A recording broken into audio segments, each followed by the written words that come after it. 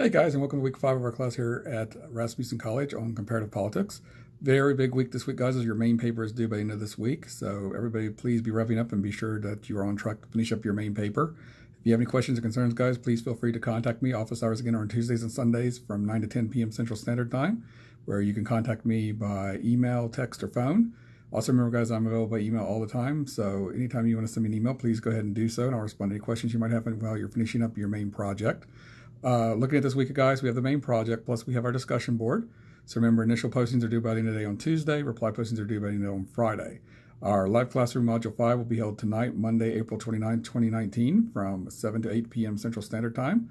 So hope to see everybody come out and take part in the live classroom tonight. It should be an interesting one as we're discussing the Middle East this week, looking at nations of Iran and Iraq. So it's going to be a very interesting discussion tonight on those two countries.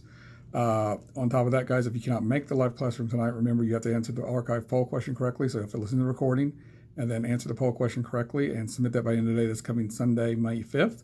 Also, guys, remember too, we have the discussion boards, have the paper, we have the archive poll question or attending the class tonight. So it is a very busy week here.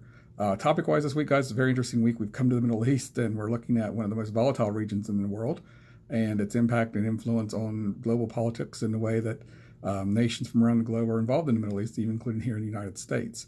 We'll be looking at some major topics this week, like the North-South Gap, and we'll talk about how the North-South Gap has been created. We'll look at it this week and next week. The North-South Gap, guys, emerged after the end of the Cold War. In the Cold War, we had more of an East-West dichotomy, where it was the Soviet Union versus the United States. Most of the nations of the world lined up behind either one of those two superpowers. Democratic nations behind the U.S. and communist nations behind the Soviet Union.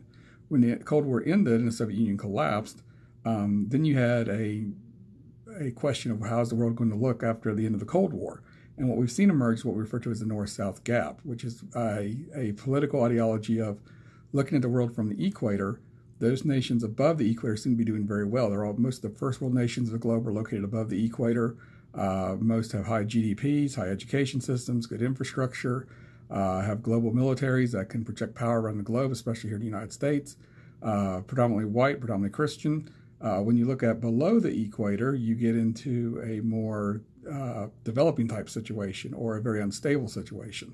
Most of those nations are non-Christian, tend to be very poor in terms of third world countries like we've talked about before, low GDP or no GDP, very poor infrastructure, poor education, prone to civil wars, prone to massive amounts of instability. So a lot of different issues between the North and the South. And that's it's an interesting reading this week, guys, as you read the North-South Gap and look at its explanations and what it means. If you have any questions on that, guys, please feel free to contact me as well, too, because it's a very interesting topic, the development of the North-South Gap and how the North-South Gap operates. So with that, guys, I want to hope you guys have a great week. Finish up that main paper. It's an interesting topic this week on the Middle East and the North-South Gap. I'm available anytime, like I said before, guys. Office hours are Tuesdays and Sundays from 9 to 10 p.m. Central Standard Time. I'm available all the time by email. And so with that, guys, have a great week.